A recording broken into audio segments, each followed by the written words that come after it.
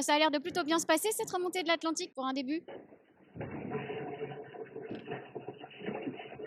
Ouais, écoute, ça se passe pas trop mal. Ça se passe pas trop mal. Écoute, je t'avoue, je viens de me réveiller d'une pièce absolument abyssale. Et du coup, je retrouve mes petits dans ma tête. Je suis un peu perdu. Euh,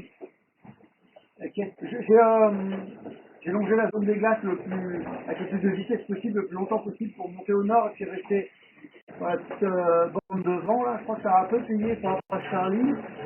Et voilà, et là on doit s'extirper de cette zone là, ouais, par le nord, là, donc de toute façon tout ça c'était du bien. Alors, bah, on parlait de ce début, tu disais il y avait des belles conditions pour commencer l'Atlantique et surtout des belles conditions tout court parce que Charlie est un peu allé s'empétoler. Toi, tu lui as quand même mis quasiment 100 000 depuis le passage du Horn, ce qui est quand même pas rien. Ouais, alors attends, tu m'en apprends une partie parce que je crois que je suis pas à jour dans les classements. Mais ouais, c'est possible. Ouais, j'ai vu que hier il avait déjà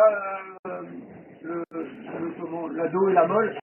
Forcément, ouais, ça va faire mal un peu pour lui. Après, je sais pas trop pour voir la transition comment ça se passe. En tout cas, je préfère cette situation être l'inverse, c'est sûr. Ouais, ça s'est joué à pas grand chose. Ouais, en tout cas, j'ai clairement tartiné plus loin. J'étais complètement explosé hier soir. Et là, attends, je récupère un peu. Mais je suis content en tout cas ouais, du travail effectué, c'est cool. Alors, bah, tu le disais, oui, un petit peu de molle, ça fait du bien finalement. Ouais, bah écoute, déjà, pour toi aussi, hein, pour les oreilles, ça doit être un peu mieux, non?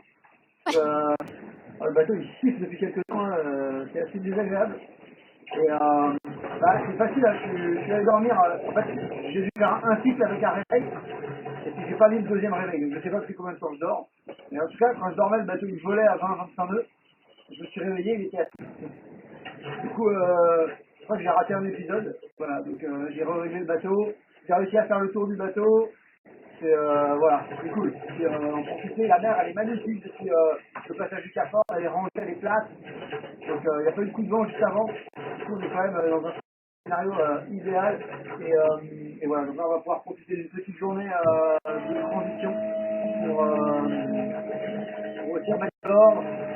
J'ai des voiles à ranger, de l'eau à épurer. Et puis voilà, donc terminer ça, ranger, j'ai les poubelles à faire parce que ouais, je sais pas, mais aujourd'hui c'est le camion qui passe. Euh, et voilà, donc j'ai de quoi m'occuper, des petites bricoles, choses qu'on cédait là depuis dehors. Là, on commence à avoir un petit peu d'usure un peu partout sur les différentes voûtes, les poulies, sur le bateau. Donc là, il y a un petit coup de clean à faire pour en profiter parce que après on va repartir pour une session un peu rapide là, vers le sud de Rio de Janeiro. Justement, tu as devancé ma prochaine question parce que tu parlais de conditions assez idéales, mais on a l'impression que le scénario qui se déroule pour vous pour remonter en hémisphère nord, il est pas mal non plus. Ouais, j'ai l'impression aussi, ouais.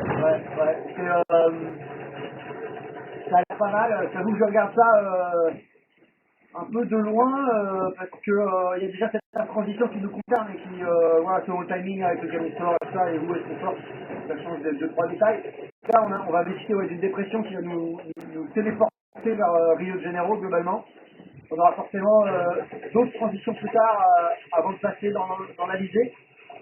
Mais en tout cas, ouais, ça a l'air correct. Alors, je sais pas où dans le scénario, à un moment, la mais pour l'instant, elle est plutôt sympathique. Et alors, il y a quand même une petite question qu'on voulait te poser parce que hier, ça chambrait un peu avec les cadeaux de Noël. Charlie disait que pour Noël, il voulait bien t'offrir une deuxième place pour le Vendée Globe. Alors, on voulait bien évidemment savoir comment tu réagissais à ce cadeau.